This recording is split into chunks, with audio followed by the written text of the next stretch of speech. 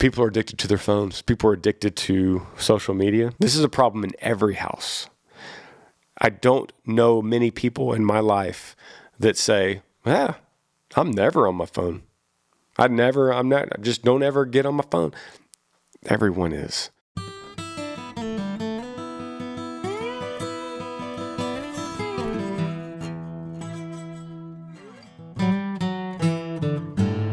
Hey guys, what's up? Welcome to the podcast. This is episode 98. So excited to bring you very soon episode 100, which I've actually, full disclosure, I've already recorded it. I brought in some of my great buddies, some of the regulars that have been on this podcast, and we came together. I had to film it before and had to mix up the order a little bit because we have this baby coming. In fact, by the time you listen to this podcast on Monday, we will have already had it. Or there was a complication, or I don't know. I don't know the outcome. All I know is I'm doing this podcast by myself today. I'm going to be the only one today because literally tomorrow morning, Amber and I are going to the hospital to deliver little baby Maverick. So giving this to you solo and with a lot of anticipation going on in my head. So as I go through this, as I roll through this episode, I'm going to have a little heightened anticipation on what's going to happen to me tomorrow. I don't know how that's going to affect the way this podcast goes or how it's going to affect the way that I answer these questions. If you're new to this podcast, I answer your questions. Usually I have guests with me. Sometimes I'm solo. And you email your questions to grangersmithpodcast@gmail.com. grangersmithpodcast@gmail.com. Ask me anything, ask my guest anything, and we roll through it as if we're sitting in the cab of a truck, sitting around a campfire, and you just say, hey man, you mind if I ask you something I've been thinking about? It could be about life or love or music or hard times or good times or your boss or your career, your relationship, whatever it might be. We get into it right here on this podcast. I love it. And I'm so blessed to have had this many episodes. That means that I did so many episodes because you guys kept listening enough for me to want to do more. And every time I look at the ranking of this podcast, it's usually really high on the all music podcast. Like sometimes it sits around the top 20 of all genres of all music podcast, which just blows me away. And I'm just very blessed to have this kind of platform, and that's a testament to you guys that listen. If you're listening on the way to your work, or you're listening at home, or you're over the road trucker, or you're a police officer in your car. I know there's all different people that are listening to this, and there's also all different formats. I know people listen on Apple or Spotify or YouTube. Anywhere you could find this podcast, there's different people listening on different platforms. So shout out to all you guys. If you are on Apple, by the way, go ahead. You could rate this podcast and you can give me a comment. That helps me to kind of get a pulse on what you're thinking. So, yeah, I'm going to jump right in here to question number 1. It says, hey, Granger, I'm Matthew. I'm from Enumclaw, Washington. I think that's how you say it, guys. Enumclaw, Washington. Are you going to do another live album? I love your podcast and your music. I just want to say thanks and for you and your family and your band. I appreciate you, Matthew. Thank you for writing. I love this question. I love that we might do. First of all, I love that you said another one, because we do have a live album. It's called Live at the Chicken. It came out, I believe, in 2010, something like that. 10, 11, somewhere around there. And I guarantee you, Matthew, we will do another one. I don't exactly know when, but I would think, I actually texted my brother recently and said, hey man, we should do another live album. So the question to you guys is, and which you can comment if you're on iTunes or YouTube or any one of these formats that has a comment section, what is a good venue where we should record the next live album? It has to be vibey and cool and different, good acoustics, great crowd. Where should we do that? be thinking, okay? Be thinking. Go to my socials and let me know if you can give me an idea, and I'll be thinking in the meantime. But yeah, thank you for writing, Matthew. I appreciate you, brother. Shout out to Washington too, by the way. We're about to head out there and do a bunch of shows coming up really soon. So we'll see you guys in the fall. Next question, another music-related question comes from Sydney. It says, hey, Granger, how many guitars do you have, and which one is your favorite? And what would be the best one for a beginner? I have recently counted because we moved, and we moved into this new house where we are now. So I recently took an inventory, and the number sits around 20. I have around 20 guitars because I might have forgotten one or two. It might be 21, might be 19, but it's somewhere in there. I have several favorites. I have a favorite for the road. I have a favorite, which is my John Mayer Martin. It's my road dog. And Todd, my other guitar player, has one just like it. And then Fish, my other guitar player, has a very similar one too. So we have those because they're just indestructible on the road. They sound great. You could plug them into anything and they sound great. They're built really well. They play really well. Then I have my favorite wall hangers. I have my favorite sentimental ones. I have my favorite historic ones. If you watch The Smiths, I have a Gibson that I recently acquired that is really, really awesome. It's a J45 and it's from 1946. So really old. And I have, of course, the ones that I grew up playing, and I have some of the ones that have been very important shows of mine, very important seasons of my life. So my guitars are my girls. I love them. They all play different. They all feel different in my hands. They all sound different to different songs. I've recorded different ones on different songs that I needed a different feel to.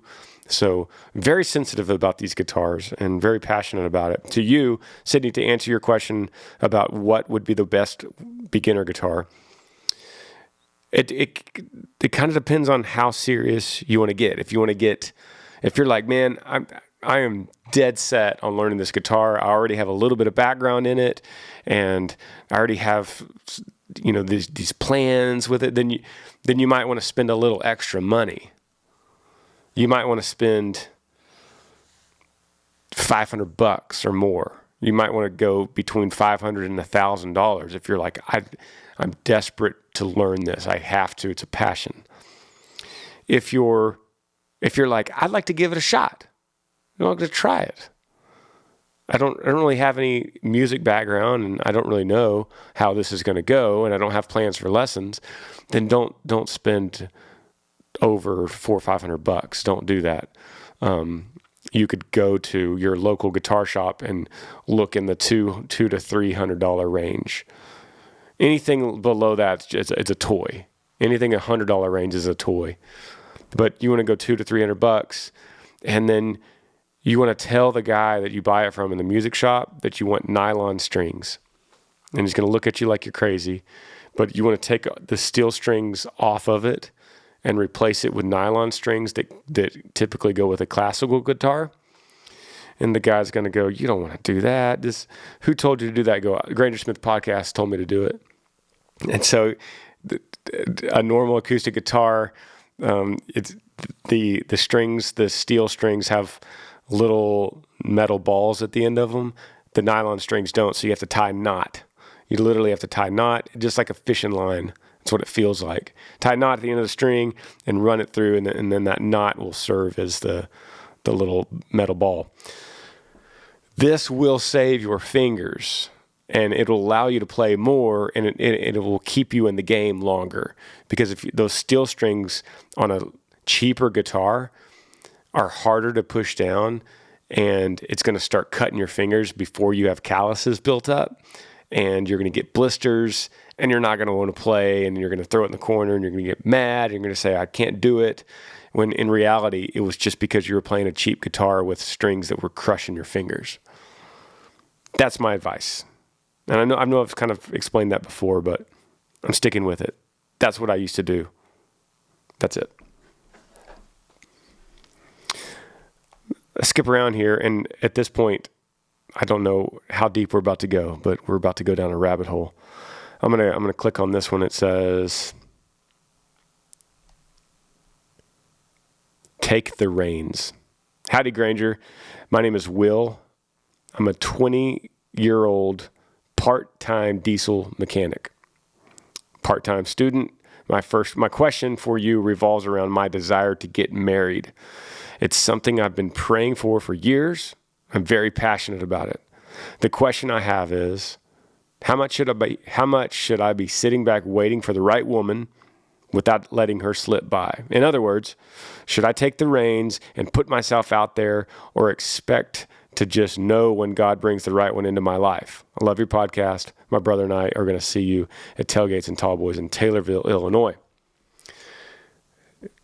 Thanks, Will. Appreciate you, buddy. Thank you, Will. Yeah, we already played Taylorville, so this email came July 19th. So I hope you had a good time. It's a good question, and I see similar questions a lot on this podcast. The answer always will revolve around your age. So 20, you're 20 years old. That tells me this is not desperate. You're not in need of a wife right now, right? Every man needs a companion. Every woman needs a companion, but you're not crushing the time clock right now saying, man, I'm pushing 50 years old and I'm still single. So this is a different story for you, Will. Your question says, basically, should I be sitting back waiting for the right woman, or should I actually put myself out there, or just expect to know when God brings the right one into my life? Okay, let me kind of walk through this, my thoughts. I don't always have the right answers, maybe even rarely, but this podcast is not about right or wrong answers. This podcast is about, Will, you're my buddy, and you're saying, hey, Granger, can I get some advice? And this is buddy advice. Buddy advice is not always right. It's not always wrong. It's just buddy advice. So this is what I'm going to tell you. We, as Christians, because you brought up God, as Christians, we never sit back and let God do something for us, because that's not the way God works. God works through us, through humanity. His will is acted out through men and women. And part of the way that he acts that out, that he enables his will to happen, is through our desires and through our wants. And I love this subject, and it might not even be the first time I bring it up today according to these questions, but it goes something like this. If you're living for God, if you're in his word, if you're fervently praying, if you're being obedient to the best of your ability according to the word that you're reading, and the prayers, the sincere prayers that you're telling him, and you're feeling gratitude, and you're giving him thanks, and you're trusting him. See, trusting him and having faith in him doesn't mean you kick back in a chair and say, now I trust you, God, so now do it. It means that when you trust him and you have faith and you're in his word and you're deep in prayer, then at that point, you do whatever you want to do. You literally go out and do whatever you want to do. And you're thinking, whoa, hold on, Granger, you don't just do whatever. Yeah, you do, if you meet those requirements. So, as the Bible says, those that delight in the Lord, right? If you're delighting in the Lord, then he will give you the desires of your heart. So you do whatever you want to do, because he will make your want tos. He creates what you want. He creates that desire in your heart to do whatever you want. So if you're delighting in the Lord and you're all those things I said, then he's going to give you a want to. He's going to give you a desire. He's going to create your ability to discern what you want to do or not. And then you can trust it. You could trust that desire. Does that make sense? So what I'm trying to say is, if you're chasing after him full strength and you're doing all these things and you see a girl and she's beautiful and she's sweet and her family's great and you go, this girl's amazing. And then you realize, yeah, God brought her to me because I was on a path. I was heading down this path. So let me give you some points of action here. You're a part-time diesel tech, full-time student. So during this time, you're hanging with friends, you're going to church, you're in a small group, you're hanging with your buddies, the diesel tech buddies, you're studying like crazy. You're putting all that into full swing. Like, this is your effort. This is what you're doing, Will. This is your life. And along that path, when a girl comes around, which they do, this is how it happens. There's like 50-50 in this world, men and women, right? Something like that. So that's going to happen. You're going to run into a girl and she's going to be at church, or she's going to be a waitress, or she's going to be bringing her diesel in for you to fix it, or she's going to be a student at school. She's going to be in the faculty. She's going to be a friend of a friend, or you're going to break your ankle and she's the nurse at the hospital. This is going to happen. And then when you have your eyes open and you're focused and you're on the right path, you're going to know that she's the right one. So when you say put yourself out there, are you talking about like dating apps and stuff? Because no, I don't think so. I wouldn't say that. If me and you were sitting around a campfire, I'd say, what do you mean by take the reins and put yourself out there? What do you mean? Because dating apps or stalking people on Facebook that's not the way that this is going to happen. It does, but probably not, Will. It's probably going to happen in real life. So live your real life. Do what you do. Do what you love to do. Love God, put him first, and then do what you love to do, which is diesel trucks and school and hanging out with your buddies. And if you're following that path, then she's going to come. So I appreciate you emailing, man. This question comes from Timothy, and it says, the first thing it says is, I'd like to remain anonymous. So I'm gonna pretend like I didn't say that. Good morning, Granger. Me and my kids love your music and the family channel and Yee apparel and your open faith. My question is, I'll try to word this well enough that you could figure it out. How do I talk to my wife about getting off social media? Her phone, to be a mother to my kids. Right?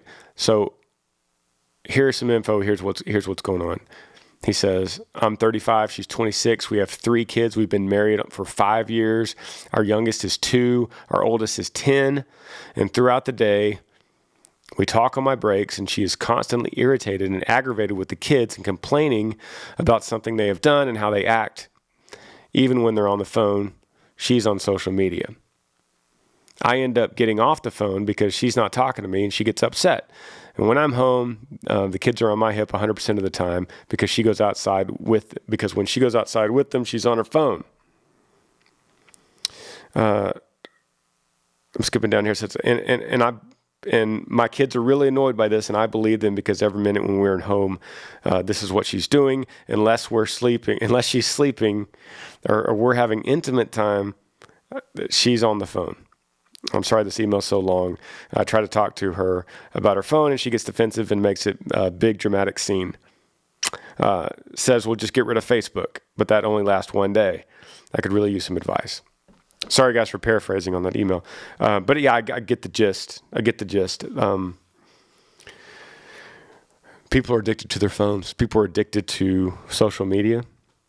And there's a couple ways we could tackle this if we were hanging out. We all know that this is a problem, and I hope you know this is not just a problem in your house. This is This is a problem in every house. I don't know many people in my life that say, I'm never on my phone. I just don't ever get on my phone. Everyone is. And these phones are made addictive on purpose. Everything about them and the way that they're built and the operating systems and all social media apps are built so that you return to them over and over and over again. In fact, the swipe up, you can just swipe up on every social media app. That literally comes from swiping a slot machine at a casino. So as addictive as a slot machine as a casino is, this is what people are doing with their phones, and these social media companies and these phone companies, they know it. So they're trapping us. So the fact that your wife is doing this it's not really that she's a weak person. She's just fallen into it. She fell into a trap. And so you need to help her with this. Part of the way you could help her is to make sure that you're not falling into the trap. Right? I mean, we can't just keep looking at everyone else and not realizing that we're doing the same thing and your kids might be doing the same thing. That doesn't change the fact that it's still a problem. So one way to tackle it is when she's not on her phone and when she's playing with the kids or when she's talking with you, reinforce how awesome she is because she's so focused. Like you'll say, babe, the last 20 minutes, this conversation has been amazing. You're focused, you're engaged. There's a lot of people in my life, but I love talking to you. I love talking to you because you're just easy to talk to.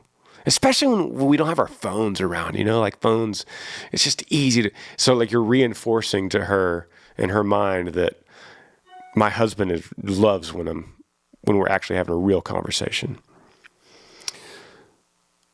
The other thing is, it's just a conversation about you putting the problem on yourself first instead of blaming her, because you can't blame her for this. So instead you go, babe, can I talk to you about something? I think I'm having a problem with looking at my phone all the time. And I need you to help me to get off of it. So what are some things that we could do to help get off of it? For example, I know a couple that when he comes in from work and she comes in from work, they drop their phones in a little basket at the front door. So it's like you have your phone out during the day, but when you come into the house, you drop it into a basket. And there's a certain time during the day, like an hour during the day, when they can go and get their phones out of the basket. And that's extreme, but it's something. There's always a way. There's always a way with this kind of stuff. And I think it starts with communication. Deleting Facebook, getting rid of Facebook never helps. As you said, it only lasts one day. I've seen people, there's different apps that could help you, that could help monitor your login time. Some people will delete the passwords or log themselves out. Like every time you get off Facebook, you log yourself out so that when you get back on Facebook, you have to log in, and it's annoying. And you don't want to do it every 5 seconds because you got to keep logging in. But that takes discipline to do that. There was an app that John Marlin, my guitar player, and I, we used this a lot. And it was, gosh, I wish I could remember the name, but there's so many. If you type in, screen time management, screen management, those kind of apps. But this one was a tree, and you when you close your screen, it starts growing a tree. And if you open your phone within a certain amount of time, it kills the tree. So you see like the leaves withering. But the longer you leave your phone closed, the tree grows and like blossoms and gets bigger and grows flowers. And when you just see your home screen, it says I'm growing a tree, and it says the time. And it's a stupid way to make your mind. It's like a game. So you go, I can't open my phone. Like the tree's never been this big before. It's looking really good. So there's all kinds of mind tricks. It boils down to this. If you're on a diet, if you're wanting to start a diet, one of the best things to do on the diet is clear your pantry and clear your cabinets of cookies and sweets and all the things that you don't want to eat, because it's nearly impossible for anyone to be on a diet and you walk into the kitchen and there's warm chocolate chip cookies just came out of the oven on a plate right there in the kitchen, and you're on a diet trying not to eat cookies. It's almost impossible. So you get rid of it and you don't cook cookies and you keep them out of the house. And it's the same thing with any kind of addiction, and that's what phones are. They're addictions. So don't blame her for this. Don't put the blame on her. Encourage her when she's not on it, and try to clear the house from the addiction, including you. Put it on you first, because I know you have the same problem. I know you do, because you wrote me this email on your phone. I'm not calling you out. I'm just saying all humans are part of it. I'm one of them, everyone. So limit the time, limit the screen time. You could also limit a lot of these modems, like Wi-Fi modems, could limit the Wi-Fi. So then you have to log back in and request more Wi-Fi. We do it with our kids. We only give them a certain amount per day. When it's up, they have to request more from us. And most of the time we're going to say no. So that's something you guys could both do together. Just a thought. Take a break. Be right back.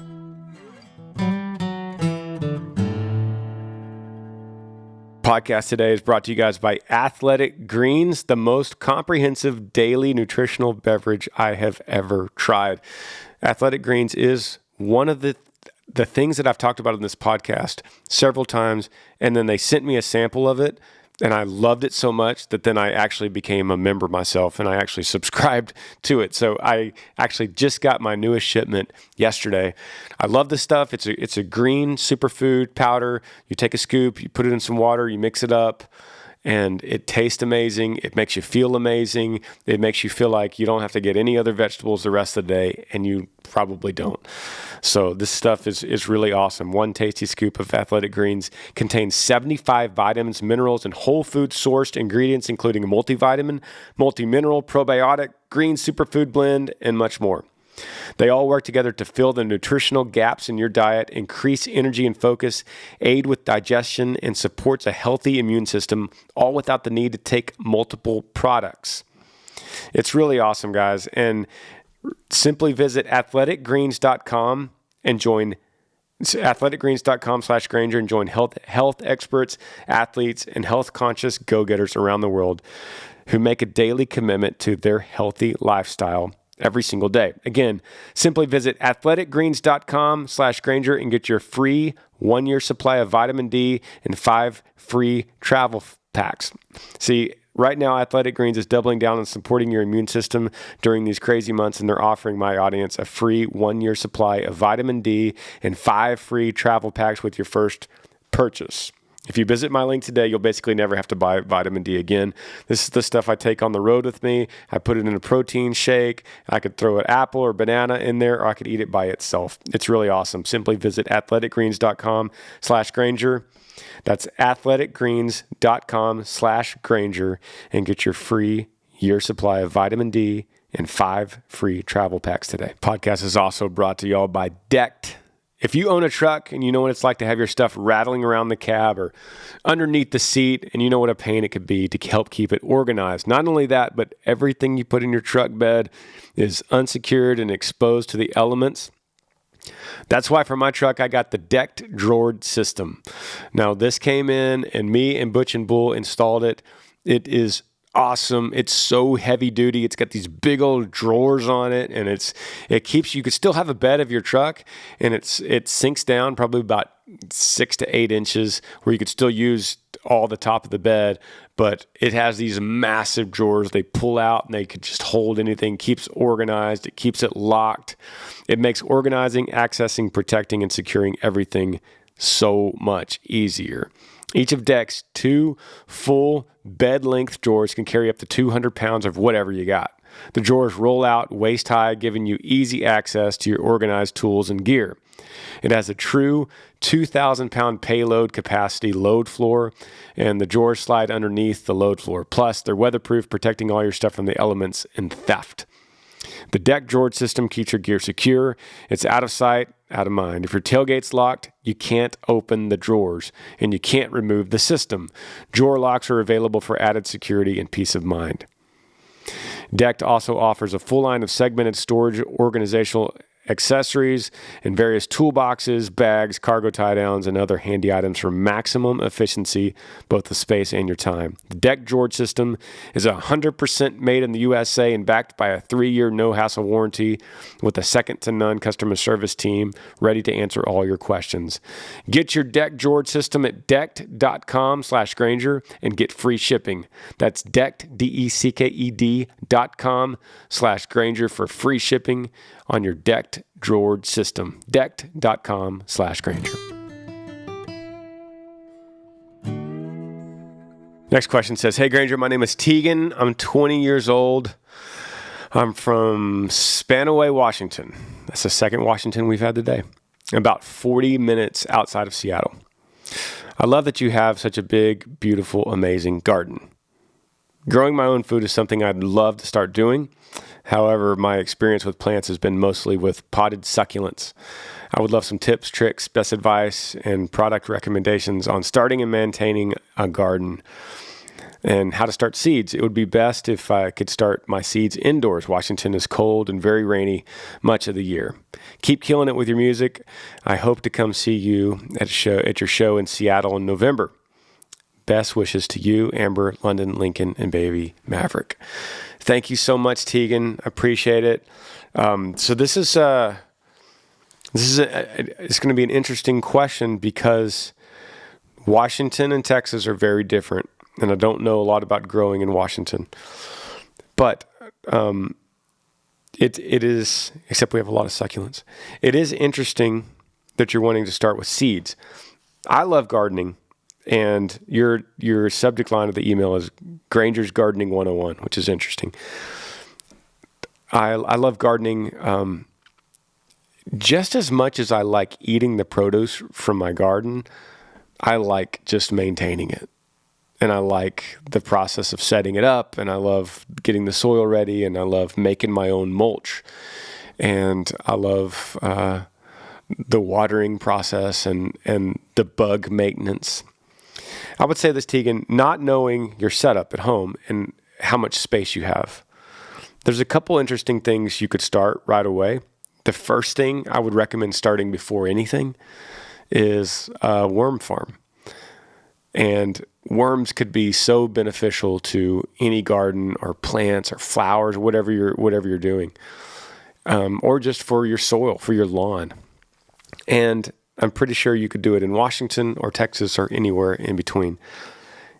So once again, not knowing your setup, I have a worm farm that I got a couple of years ago. Those that watched The Smiths with me can probably remember when I got this setup, but it's like a green bin. I forgot the name of it, but it's like a green bin and it funnels inward. So if you're watching me on YouTube, you can see my hands. It funnels. The top is fatter, and it starts funneling down inwards.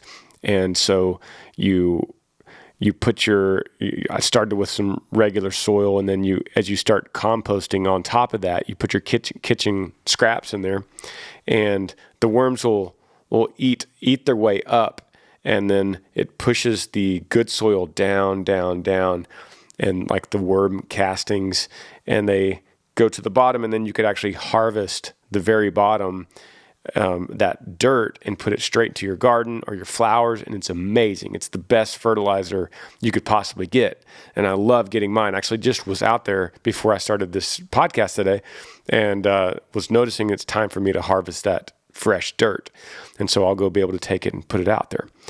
So I would start with that. And then the second thing you could do that's like back to back with the worms is composting. And every time you have kitchen scraps, you might already do this, but there's several ways. I use the worms. I have pretty much 3 different composts. I have the worms, and then I have a tumbler, and then I have just a big open bin. So the big open bin, and I have 2 different sections of that so that I could use a shovel and move, some compost over.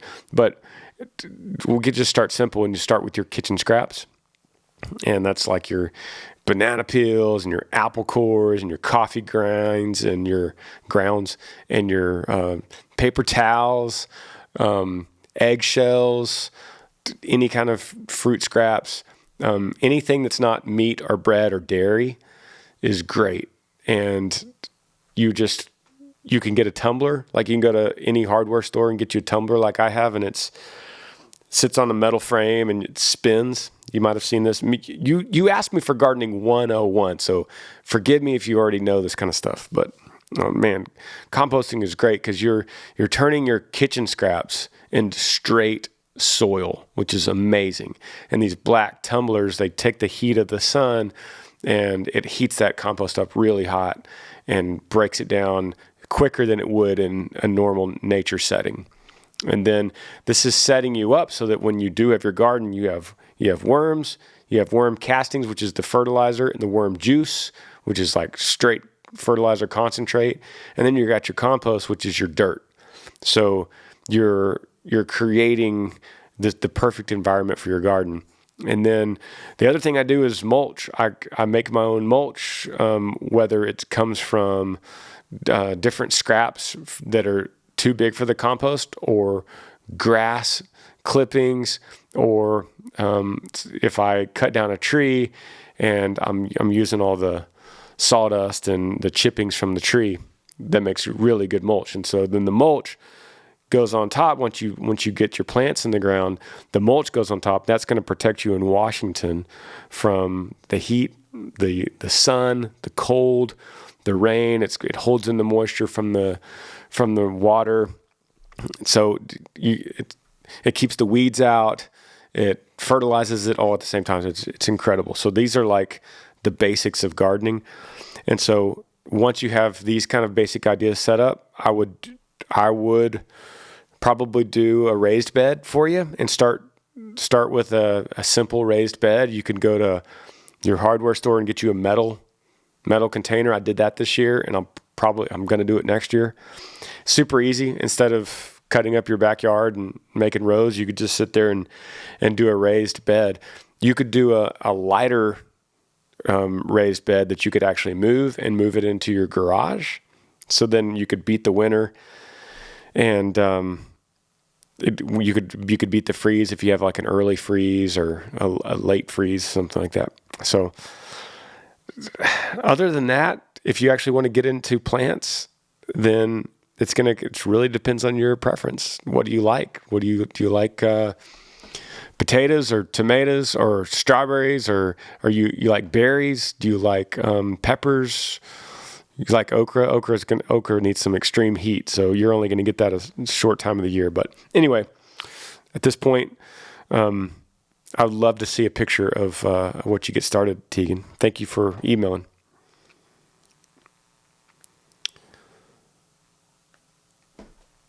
Here's a question. This is a different turn. Subject says, having moral integrity in today's world. Having moral integrity in today's world. Hey, Granger, I'm currently a freshman at Kansas State studying mechanical engineering. College and life in general has been pretty rough over the last year or so. I've lost a close friend, had my younger brother and father both go through rehab for substance abuse, and endured a toxic relationship. I feel now that I'm stronger than ever, and my family is now closer than ever too. I see a lot of my peers dealing with their problems through drugs, alcohol, and lustful relationships. It often seems like I'm the odd man out with my moral values. My question for you is this: in what ways do you still maintain a social life and still uphold your own moral values? And how do you truly embolden those values so that no one person or circumstance can sway them? Best regards, Connor. Connor, shout out to K-State and Manhattan, Kansas. That is a party town, buddy. I could feel your sentiment coming out of this party town of Manhattan. Mechanical engineering. You're a smart dude. So let me break this down for you, as if me and you are buddies at a campfire. You've had a rough year. You lost a close friend, and your brother and your father have both gone through rehab for substance abuse and endured a toxic relationship. You've had a lot of stuff going on, and you feel closer than ever to them now. You are stronger than ever and closer to your family than ever. That's awesome. That's awesome. Let me lay this out for you, in my opinion. With your younger brother and your father both going through rehab for substance abuse, I would stay far away from that kind of influence with your friends, because it's hereditary at this point.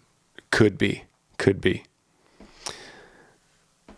So that's helping me answer the part of your question that says, how do you still maintain a social life? Well, I think your social life, because of your family history, needs to look differently than what you might think it's going to look like. Like, if you're thinking, I'll just be a designated driver and I'll just go to these parties with everyone and I'll be like the good guy and make sure everyone stays in line and I could take everybody home.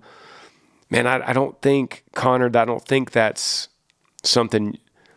a task that you should be taking on. Could you? Yes, you could. You're probably a smart dude and strong-willed and capable.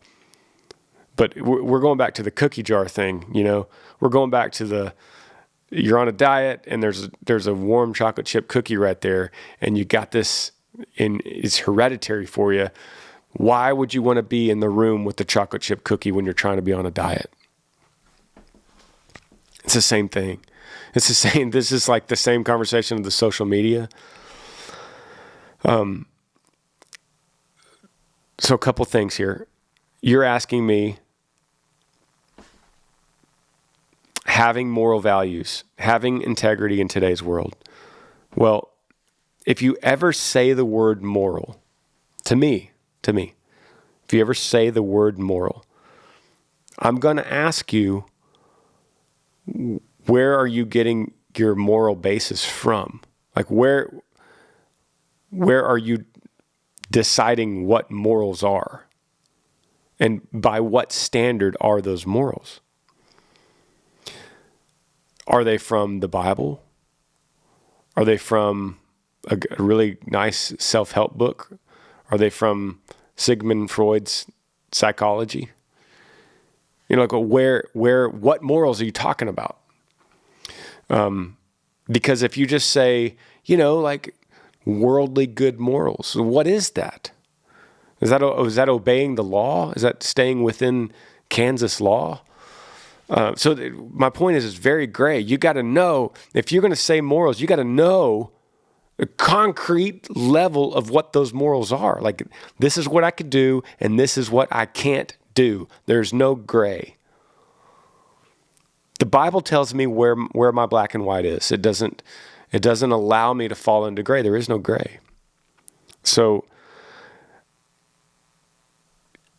for you, my first piece of advice is, I'm going to dissect your question when you say, I see a lot of my peers dealing with their problems through alcohol, drugs, and lustful relationships. Let me say that again. You say, I see a lot of my peers dealing with their problems through drugs, alcohol, and lustful relationships. Brother, you need new friends. You need to change your friends. Change them out. They are having an impact on you, even if you don't know that they are. Right? You got to change your environment, because your environment makes you. If I meet your 5 friends, I'm going to know who you are through your 5 friends. You will not be the odd man out. As much as you think it, that's not what humans do. We are always a product of who we hang around, what we do, the society we're living in the environment, the civilization, the city. We are a product of our environment. That's how we are built. So unless you change that environment, unless you change your friends, you will be dealing with the same problems with drugs, alcohol, and lustful relationships, period. There's no way around it. You will be that. You will be those guys. You might be a slightly better version of them with the same problems, solving it with the same remedies. Some of them might be really bad at it, and you're not so bad, but it's the same thing. So you got to change your friends. You got to hang out in a different circle. You got to find a new group. You got to go to a different organization. You got to go down the other side of the campus at K-State. You got to get out of the lease with your roommate. Man, I'm gonna live on my own, or I'm going to get a potluck roommate. You got to change the script. Why am I sounding desperate right now? Why is my voice getting desperate to you right now, buddy? I'll tell you, Connor, it's because you told me your younger brother and your father are going through rehab for substance abuse. This is in your blood, man. And now you're hanging out with these dudes. I'm not knocking you. I'm saying this as a friend around a campfire. Connor, you need new friends. Now I'm going to tell you, I would suggest that you go. You know me, you listen to this podcast, you know me, I'm going to tell you that I would suggest you go to church. You find a good church in Manhattan, and Pastor Chad, who's a guest on this podcast all the time, could help you. I guarantee you there is an awesome church in Manhattan, Kansas, with some awesome people, and possibly a future wife for you, waiting for you there. Just saying. But that is a place you can go and get involved, become a member, say, what can I do to help serve you guys? Oh, y'all are going out on Saturday and you're giving out backpacks to little kids that need them for elementary school? I'm in. Oh, you're going out next Tuesday, you're going out to help the lady down the street because she had a tree fall in her yard and you're using chainsaws and you're cutting up her tree to clear her front yard for this widow lady? I'm in. That's what a church will help you do. And then you're out there and you're like, man, I'm got this chainsaw. I'm helping cut this tree down for this lady. And these dudes I'm doing this with are cool. They're good guys. I bet you those aren't the guys that are going out with drugs and alcohol and lustful relationships trying to get me in trouble. Bro, you're a freshman at K-State. You got a lifetime ahead of you. You got to change these things right now. You got to get this stuff lined up. You got a big future in mechanical engineering. You're going to be set. You're going to have a good life. You're going to get a good job. The world needs mechanical engineers right now. You're going to have a good set job with a good education from a great university. But you got to make some changes if you want to see that fulfillment. Go down to your local church, see what they're doing. Change your five friends. Start with that. 1, 2, 3, 4, 5. Change them out.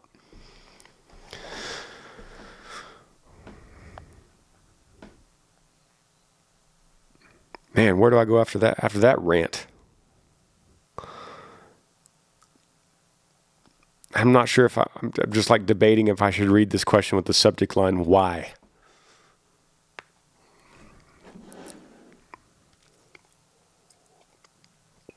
I got to now, right? It says, why?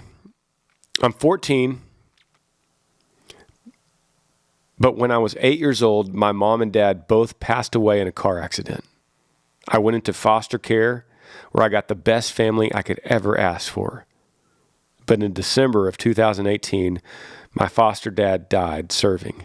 And then in 2019, my foster mom committed suicide. Your music has saved me, but my question is, why is God taking everyone I love away from me? I'm tired of this life. I'm ready to give up. Question comes from a 14-year-old named Cooper. Cooper, first thing I'm going to say is there are hotlines set up for people to talk to you, and I would really want you to go speak to a counselor and pour your heart out to somebody. You mentioned God with the uppercase G, so I'm going to tell you to go to Christian counseling, go to your local church, and just pour your heart out to these very qualified people that are set up for this, that have heard stories like yours. You're not alone. You're not the first one that this has happened to, and that doesn't take away the fact that it's so hard. And I'm so sorry. A 14-year-old shouldn't have this kind of stuff. But there's a strength in your questioning too. There's a strength. And part of it comes from you saying that music saved you. Part of it comes from you capitalizing the G in God, which is something. Part of it is saying that you got the best foster family you could ever ask for, which is a blessing.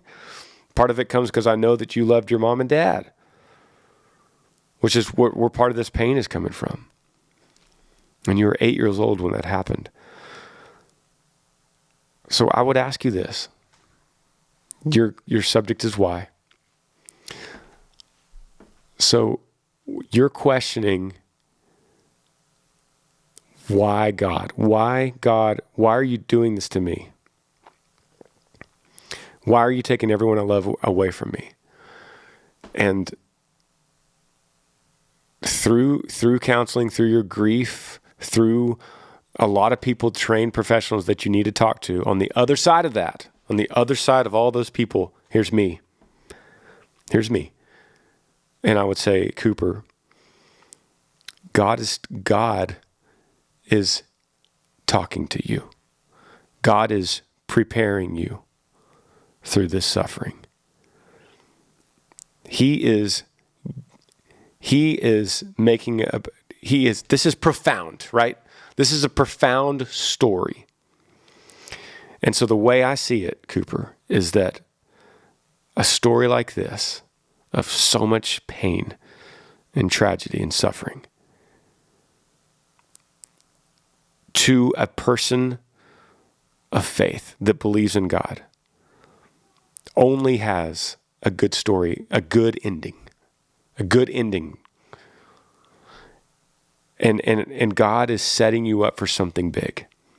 He's going to put you in a place, this is just me talking out loud. He's putting you in a place where one day you'll be able to make an impact because of your story. You'll be able to sit in front of people, and no matter what someone throws at you, no matter what kind of loss they have, no matter what kind of disability they've endured, no matter what kind of hardships they've had to go through, you could look at them and say, I lost my parents in a car accident. And then I got a great foster family and both of them died. And then everyone at that point is listening to you because you have the floor, Cooper. You have the floor. You have the upper hand of suffering at that point to them, for them to listen to you. So then I say, Cooper, what will you do with that? What will you do with the chance to have the upper hand in a conversation to people that are hurting? Would you say to them, I gave up? It got the best of me. It was the end of me. One loss was hard. The second loss was harder. And then the last combination of losses, I just gave up. Would you be comfortable telling a panel of people in a room of suffering people that? Or would you say something like, that happened when I was 14, and by the time I turned 25, And I knew that God brought me through this suffering. He didn't eliminate the suffering. He brought me through it. He carried me through it. That's where the power of God is. And you look at this room and you go, and now I'm here to help you. I'm here to walk you through it. I'm here to tell you how I did it, how I did it. I'm here to tell you how the most painful childhood can turn into the most fruitful life. Because now this is you talking, Cooper. I'm still talking for you. Because now I'm married. Beautiful wife, beautiful kids that I treasure, that I love. And guess what? My daughter's 8. And I remember when I was 8, I lost my parents in that car accident. And my son is 14. And I remember when I was 14 and I lost my foster parents. And so now I love them and I cherish them and I build them up and I encourage them and I lead them on a path towards God and I teach them about integrity and honor and truth. And now they're great humans. And now I could stand in front of this group and I could help them and I could help them through their suffering, all because I kept moving forward. I trusted God that He was carrying me through this, all because I suffered. And now not only am I better because of it, but my family is, and now all these people, because then, Cooper, you'll have a platform that no one else has. None of that might help you right now, but a counselor can, and some people could come that are trained for this. But after you get through the day by day, because right now it's a day by day thing. If day by day is too much, then it's hour by hour, and if that's too much, then it's minute by minute. If that's too much, it's the next breath. That's all you have, the next breath. But once you get through that, then I want you to listen to what I told you. I want you to listen to this potential story that you have of redemption, of restoration.